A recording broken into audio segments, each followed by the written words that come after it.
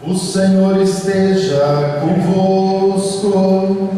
Ele está no meio de nós. Proclamação do Evangelho de Jesus Cristo, segundo Lucas. Glória ao Senhor.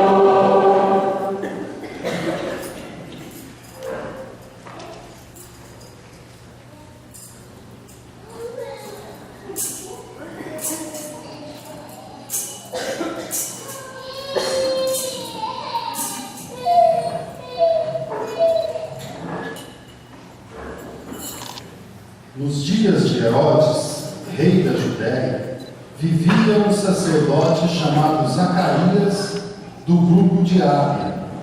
Sua esposa era descendente de Araão e chamava-se Isabel. Ambos eram justos diante de Deus e obedeciam fielmente a todos os mandamentos e ordens do Senhor. Não tinham filhos, porque Isabel era estéril, e os dois já eram de idade avançada. Em certa ocasião, Zacarias estava exercendo as funções sacerdotais no templo, pois era a vez do seu grupo. Conforme o costume dos sacerdotes, ele foi sorteado para entrar no santuário e fazer a oferta do incenso. Toda a assembleia do povo estava do lado de fora rezando, enquanto o incenso estava sendo oferecido. Então apareceu-lhe o anjo do Senhor de pé, à direita do altar do incenso. Ao vê-lo, Zacarias ficou muito perturbado, e o temor apoderou-se dele. Mas o anjo disse: Não tenhas medo, Zacarias, porque Deus ouviu tua súplica. Tua esposa Isabel vai ter um filho, e tu lhe darás o nome de João. Tu ficarás alegre e feliz, e muita gente se alegrará com o nascimento do menino, porque ele vai ser grande diante do Senhor. Não beberá vinho nem bebida fermentada, e desde o ventre materno ficará repleto do Espírito Santo. Ele reconduzirá muitos do povo de Israel ao Senhor seu Deus, e há de caminhar à frente deles com o espírito e o poder de Elias, a fim de converter os corações dos pais aos filhos e os rebeldes à sabedoria dos justos, preparando para o Senhor um povo bem disposto. Palavra da salvação.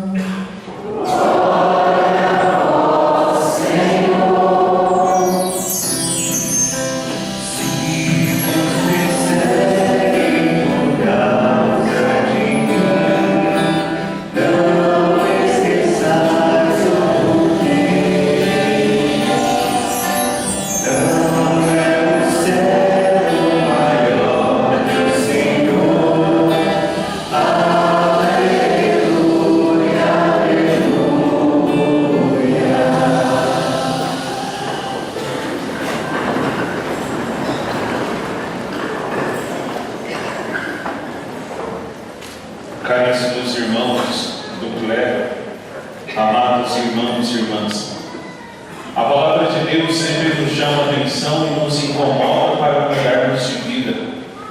É interessante que a palavra de Deus, ela sempre vem ao nosso encontro no momento em que nós mais precisamos dela. Quantas vezes nós que participamos da igreja, nós que participamos da comunidade, quantas vezes não passa no nosso coração, muitas vezes, um desejo de largar e abandonar tudo?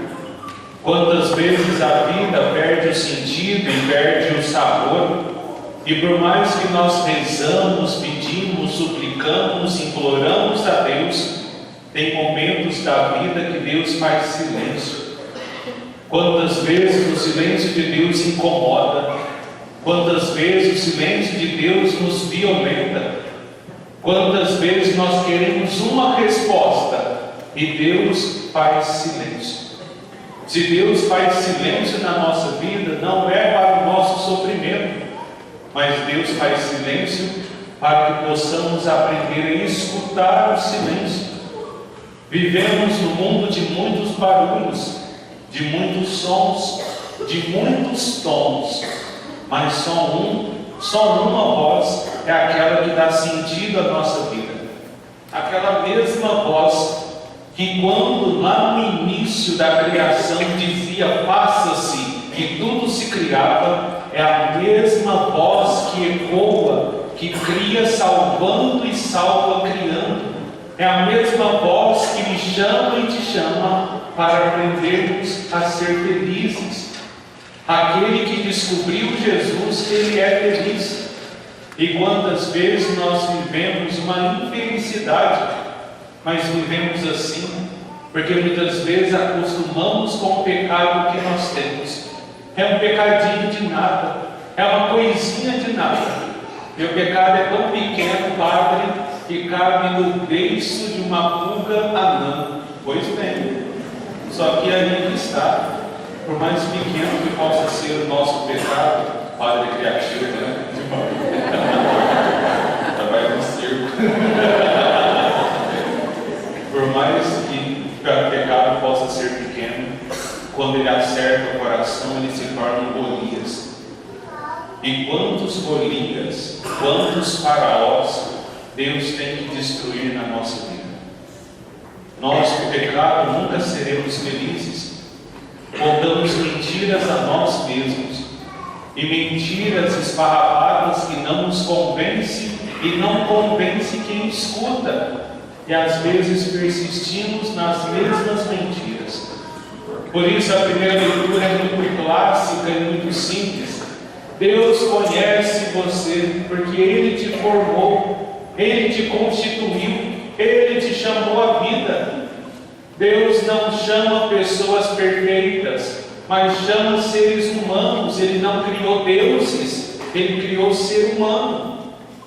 Por isso Deus te chama a ser feliz, mas ser feliz servindo com alegria. E nós aprendemos a ser felizes servindo o próximo, onde Deus está nele. Mas quantas vezes nós temos birra do próximo? Hoje o tema também a ser meditado é corrigir aqueles que erram. E quantas vezes nós não temos misericórdia para corrigir as pessoas? Quanta violência! Quantas vezes na comunidade algumas pessoas vão embora por causa do nosso mau humor, por causa da nossa cara feia? Quantas pessoas na comunidade assustam com a nossa postura? Aqui dentro da igreja, que maravilha, que coisa bonita, quantos dentes mostra, quanto sorriso, mas lá fora às vezes passa em cima com o carro, mas não é capaz de dar um bom dia, boa tarde, boa noite. Quantas vezes aqui dentro da igreja nós somos santos, mas lá fora às vezes somos verdadeiros demônios. Falamos mal, criticamos, somos caloteiros, não pagamos quem devemos, quantas vezes fofocamos e depois, com a maior cara lavada, participamos da Eucaristia. Hipócritas. E quantas vezes nós somos hipócritas? Para quem não conhece, quantas vezes, não sei se vocês sabem da vida de São Clemente de Hofbauer, eu contava lá na São João Paulo. É interessante, é isso mesmo, né? São Clemente de Hofbauer é interessante que ele entra numa taverna para pedir ajuda para os pobres.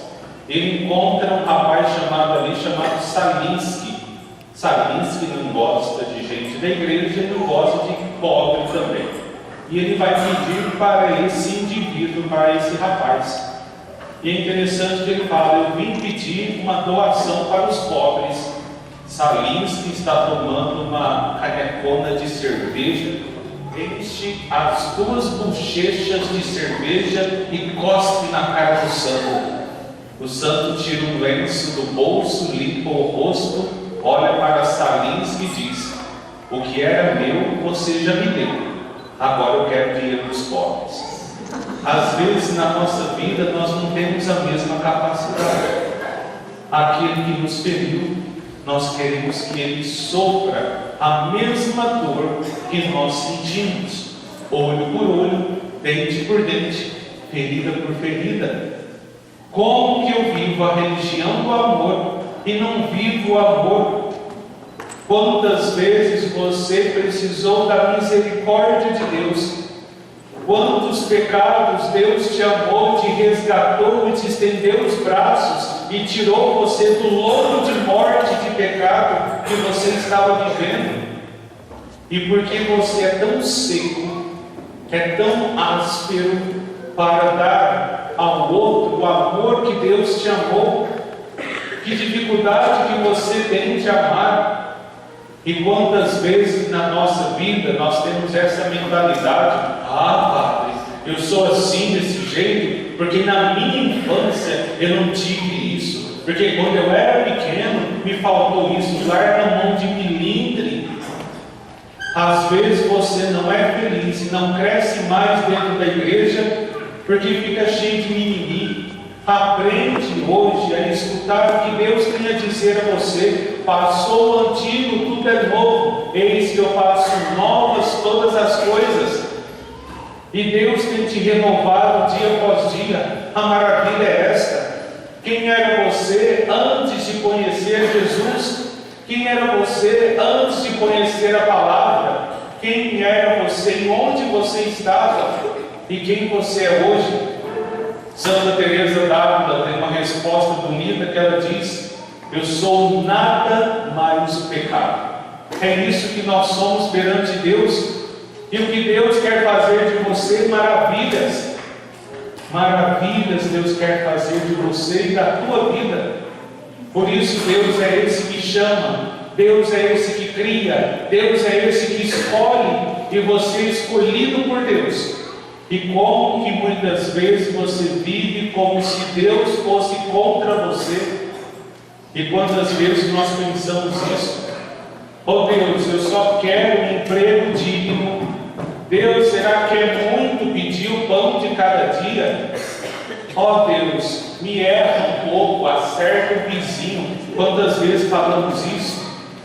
Deus não faz bullying com você de maneira alguma, nunca fez. E por que você joga as desventuras e as desgraças da tua vida nas costas de Deus? Quantas vezes você pede a Deus: Senhor, misericórdia? Ele é misericórdia, mas quem precisa entender isso é você. Quem precisa trabalhar hoje é você. E quem precisa abrir os olhos e reconhecer o tesouro que está diante de você é você mesmo. O maior empecilho hoje, muitas vezes, é a sua cegueira e a sua insensibilidade de sentir a dor do coração do próximo. Quantas vezes olhamos somente para nós? Olha o próximo, olha aquilo onde Deus está. E quando nós falamos isso, o segundo tema de meditação de hoje também é vestir os nus. É interessante que quando tem essa obra de misericórdia, o expoente máximo é São Martinho de Tours. E São Martinho de Tours é aquele que divide e conta a história que ele está vendo um pobre ali tremendo de frio. Ele parte metade do manto dele e doa a esse pobre.